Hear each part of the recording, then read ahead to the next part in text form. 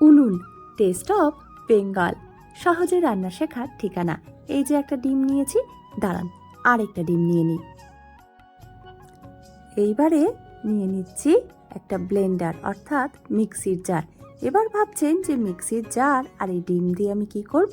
এক্ষুনি দেখুন, একটা দারুণ সুন্দর রেসিপি আপনাদের সামনে আজ আমি করে দেখাচ্ছি।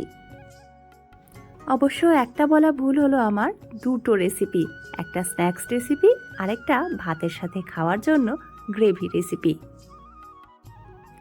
মিক্সির জারের মধ্যে আমি দুটো ডিম ফাটিয়ে নিলাম আর এরপরে দিয়ে দেব সামান্য লবণ।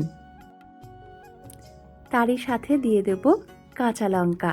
কাঁচা লঙ্কাটা অপশনাল, আপনারা চাইলে নাও দিতে পারেন। বাটির মধ্যে ডিম ফেটিয়েও এই রান্নাটা করা যেত, তবে মিক্সির জারে এভাবে ফেটিয়ে নিলে ডিমটা খুব স্মুথ হয়। বেশিক্ষণ ফেটাবেন না, নইলে কিন্তু জার থেকে ডিম বেরিয়ে আসবে। 2 থেকে 3 সেকেন্ডের মধ্যে ডিমটা মিক্সিতে খুব ভালো করে ফেটানো হয়ে যাবে। আর এখানে আমি একটা স্টিলের টিফিন বক্স নিয়েছি, তার মধ্যে কয়েক ফোঁটা সর্ষের তেল মাখিয়ে এইভাবে পুরো ডিমটা ঢেলে দিলাম। এবারে কন্টেনারের মুখটা ভালো করে বন্ধ করে নিচ্ছি। আর গ্রেভির জন্য নিয়ে নিয়েছি 6 থেকে 7 কোয়া রসুন আর তার সাথে হাফ ইঞ্চি মতন আদা, একটা পেঁয়াজ আর নিয়েছি একটা টমেটো। এই টমেটোর পুরোটা নেব না, 4 ভাগের 1 ভাগ কুচি করে নিয়েছি। আর বাকি পেঁয়াজ রসুন আদার একটা পেস্ট বানিয়ে নিচ্ছি। এরপরে কড়াইতে আমি জল গরম করতে বসিয়েছি আর সেই জলের মধ্যে আমি টিফিন বক্সটা যখন দিলাম তখন মনে হলো টিফিন বক্সটা ঠিকভাবে বসছে না, আর এতে করে টিফিন কৌটোর ভেতরে কিন্তু জল ঢুকে যেতে পারে। তাই আমি একটা স্ট্যান্ড দিয়ে তার উপরে টিফিন বক্সটা রাখলাম এবং আরেকটু জল দিয়ে দিলাম যাতে টিফিন বক্সের তলায় জলের ভাপটা ভালোভাবে আসে।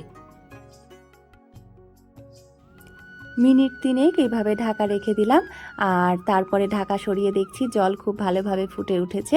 এবারে আরও ওই ফুটন্ত জলে 1 মিনিট মতন রেখেছি, তারপরে গ্যাস বন্ধ করে 2 মিনিট ওই ফুটন্ত জলের মধ্যেই রেখে দিয়েছিলাম। বেশিক্ষণ রাখলে কিন্তু ডিমটা শক্ত হয়ে যেতে পারে। তারপরে টিফিন বক্সটা নামিয়ে নিয়েছি, একটু ঠান্ডা হলে খুলে এইভাবে একটা ছুরির সাহায্যে ডিমটা কেটে নিচ্ছি। এই ডিম তোলার সময় যদি ভেঙে যায় তাতেও ঘাবড়ানোর কিচ্ছু নেই, ঝুড়ির মতন করে ভেজে নেবেন, কোনো অসুবিধা হবে না এবং সেটাও খেতে খুব ভালো লাগবে।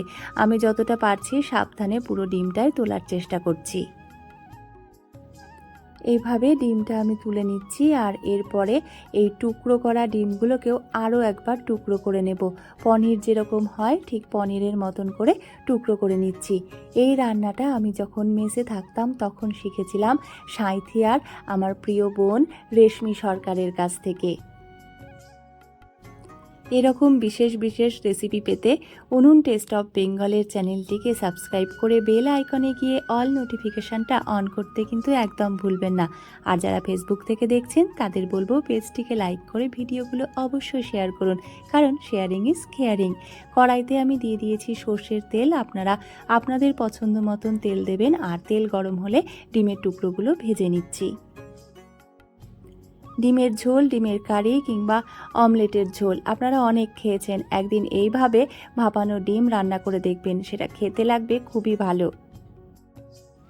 আগেই বলেছিলাম দুটো রেসিপি দেখাবো। ডিমগুলো যখন ভাজা হয়ে যাবে তখন এইভাবে সসের সঙ্গে আপনি খেতেই পারেন এবং এটা সন্ধেবেলা যে কোনো স্ন্যাক্সের জায়গা দখল করে নিতে পারে।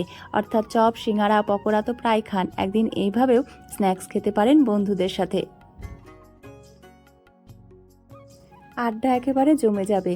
এরপরে কড়াইতে ফোড়ন দিলাম তেজপাতা আর গোটা জিরে আর দিয়ে দিচ্ছি টমেটো কুচি, অল্প লবণ দিয়ে ভেজে নিলাম। তারপরে দিয়ে দিচ্ছি পেঁয়াজ রসুন আদা বাটা, দিয়ে দেব পরিমাণ মতো লবণ আর তার সাথে দিয়ে দিচ্ছি হলুদ এবং জিরে গুঁড়ো, সাথে দিয়ে দিচ্ছি 1 চিমটি চিনি আর অবশ্যই কাশ্মীরি লঙ্কার গুঁড়ো। খুব ভালো করে মশলা কষিয়ে নিচ্ছি। মশলা যখন কষানো হয়ে আসবে তখন গ্রেভির জন্য জল দিয়ে দেব। সুন্দর একটা গন্ধের জন্য দিয়ে দিলাম চিড়ে রাখা কাঁচা লঙ্কা।